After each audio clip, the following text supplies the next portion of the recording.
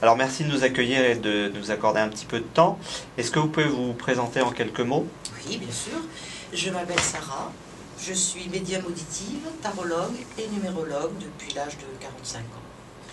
Et alors du coup, on a un peu parlé tout à l'heure des tarots de Marseille, c'est votre spécialité? On peut appeler ça une spécialité, on peut appeler ça que ça c'est venu comme ça, j'ai pas pu l'expliquer. Et après, par la suite, j'ai pris des cours de tarot parce qu'on ne peut pas travailler les tarots de Marseille sans cours. Donc les livres, je ne dis pas que ça ne sert à rien, mais c'est juste un complément. Et j'ai appris les tarots de Marseille avec M. Jodorowsky.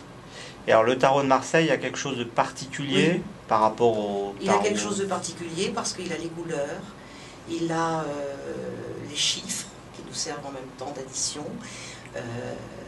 On peut le travailler symboliquement, on peut le travailler, je ne vais pas dire psychologiquement, mais un petit peu dans le sens où on peut quand même rejoindre le passé d'une personne assez facilement.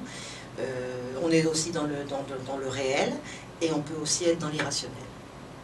Donc par rapport à votre métier ou à l'aide que vous apportez aux consultants, vous avez l'impression que c'est quelque chose de plus précis, cette compétence du tarot de Marseille? Si c'est bien travaillé, c'est très précis et ça aide aussi les gens à prendre conscience pourquoi ils ont ce mal-être là quand ils nous appellent, parce que ce n'est pas qu'une réponse à une question, on va dans une recherche un petit peu plus évolutive et on n'est pas évasif en fait. D'accord. Et alors du coup, comment se passe une consultation classique, je dirais, au téléphone par exemple? Eh bien, au téléphone, c'est surtout à la voix aussi. Hein, la cliente me ressent et moi je la ressens aussi. Et puis je lui demande son prénom et sa date de naissance. Et à la suite de ça, je commence à travailler. Et puis après, elle-même me pose des questions, mais je commence déjà à moi faire mon travail par rapport à sa situation actuelle. D'accord. Et alors du coup, pour quelqu'un qui n'aurait jamais ou très peu fait de consultation, est-ce qu'il y a une méthodologie? Comment doit se préparer la personne quand elle vous appelle? Elle doit déjà ne pas avoir peur, parce qu'on n'est plus dans des consultations de 20 ans ou 30 ans en arrière, où les voyantes faisaient un peu peur de par leur attitude, de par leur tenue vestimentaire aussi.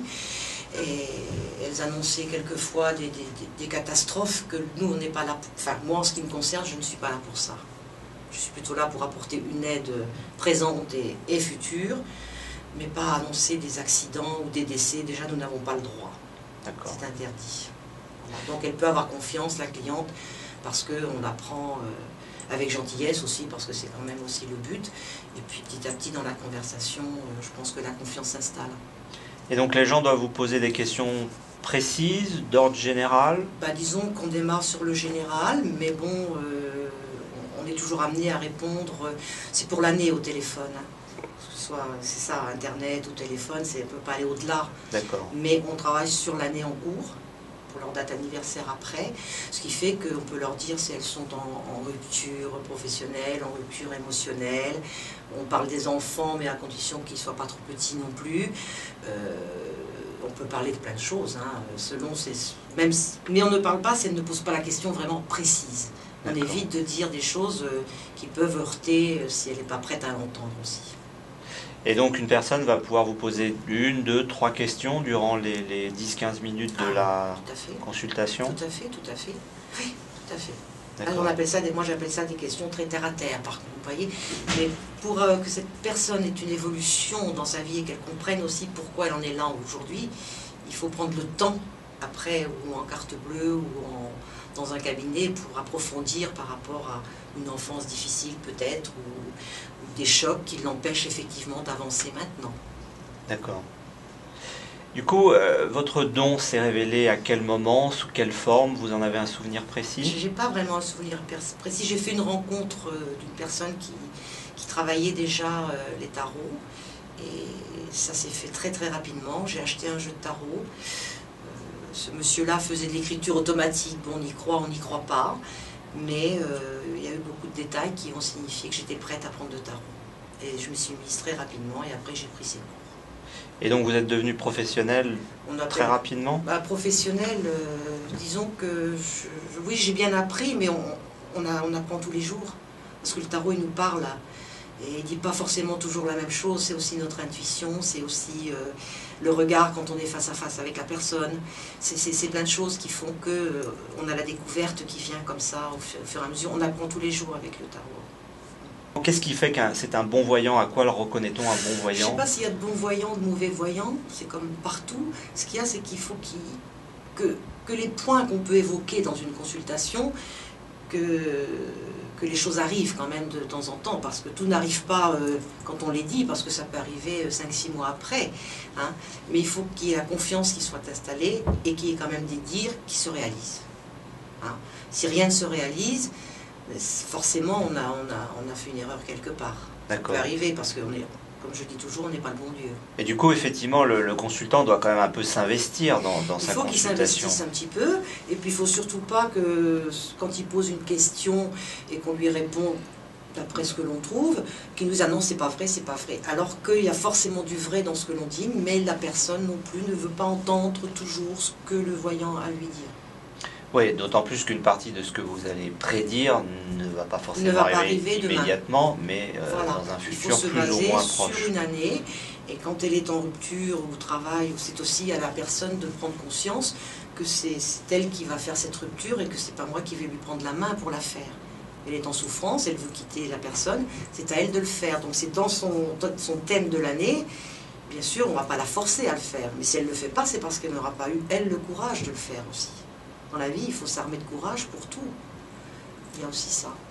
Et du coup, vous pouvez quantifier le nombre de voyances qui se passent bien par rapport à celles qui se passeraient un peu moins bien, parce que justement, vous avez des consultants un peu réfractaires ou un peu agressifs. Oui, bon, on peut dire que c'est pas tous les jours, parce qu'il y a des jours où ça se passe très très bien, mais ça m'est arrivé d'avoir 2-3 personnes par jour comme ça qui sont un petit peu la tête à l'envers et qui vous agressent et qui sont à la limite des fois désagréables. Alors, où on coupe court, on n'a pas le droit dans ce cabinet de raccrocher, mais bon, on dit simplement, écoutez, si vous n'êtes pas satisfait, à ce moment-là, on en reste là. D'accord. Voilà, pour ne pas qu'il y ait de conflit au téléphone, quoi. Et il y a une expérience qui vous a marqué, oui, que vous pouvez un petit peu raconter sans forcément citer qui était la personne? Ce n'était pas pour ce cabinet-là, c'était pour un autre cabinet. C'est une personne que j'avais le soir à 1 h du matin, ça va être très vite, hein, je vais faire vite, et qui était en train de se suicider au téléphone. Oula. Et qui a appelé un voyant, forcément elle est tombée sur moi. Et moi, comme j'avais 2 appareils, je lui ai demandé où elle habitait, je lui ai demandé son nom et son adresse, et entre-temps j'ai appelé les pompiers qui sont arrivés à temps. Je dis ça, pour moi c'est une expérience. Elle m'a appelé moi, bon, elle aurait eu besoin plutôt d'un médecin ou d'un psy, mais elle est tombée sur moi. Donc là effectivement j'ai fait un boulot de médecin et de psy, mais pas de consultation en fait. Mais j'ai prévenu quand même les pompiers qui sont arrivés à temps pour la sauver. Voilà, ça c'est une belle expérience. Tout à fait, voilà. Tout à fait. Est-ce que donc au niveau de ce que vous voyez, ce sont des éléments définitifs ou est-ce qu'il y a une part d'interprétation? Les choses ont évolué avec le temps? Ben, disons que ça évolue toujours, mais il faut aussi que la personne, elle se donne les moyens de pouvoir, comme je vous disais tout à l'heure, quand on fait une rupture, quand on la veut, elle est normalement définitive. Maintenant, ceci étant, vous avez des gens qui se séparent d'un patron, qui se séparent d'un conjoint, et que 20 ans après, ils se remettent ensemble, et ça, on ne sait pas pourquoi. Mais ça, on ne peut pas le dire pour 20 ans après, mais ça peut arriver, effectivement. Mais en attendant, moi, je dis toujours à la personne qu'il faut qu'elle vive. Il faut qu'elle vive la vie qu'elle a à vivre, même si 20 ans après, elle retrouve un compagnon qui se sont séparés et qui ont fait une vie chacun de leur côté. Il faut aussi vivre entre-temps.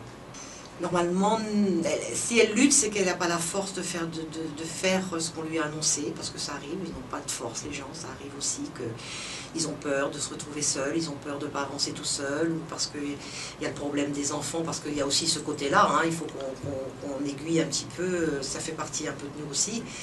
La peur qui est en eux les empêche de faire des choses quelquefois, oui. Même si elles savent qu'elles peuvent y arriver, même nous si on sait qu'elles peuvent y arriver. Mais encore une fois, le mental des gens, on ne peut pas le gérer. Est-ce que des gens du coup vous rappellent pour vérifier un point ou lui donner plus de force? Oui. Donc vous avez fait émerger une prévision, oui, ça peut arriver. Et au bout de 15 jours, 3 semaines, ils veulent revérifier cette prédiction. Oui, ça arrive. Ou me dire, oui, vous aviez raison, mais il y a eu ça s'est passé comme ça, mais tout compte fait, j'y suis arrivé quand même, vous voyez, des choses comme ça. Auquel cas, vous complétez de cette première... Auquel cas, je complique, effectivement, je confirme, effectivement, j'approfondis un peu plus. Ça peut arriver aussi. Mais quelquefois, nous avons les gens 10 minutes, un quart d'heure, on ne peut pas tout faire non plus en un quart d'heure, c'est pas possible. C'est pas possible.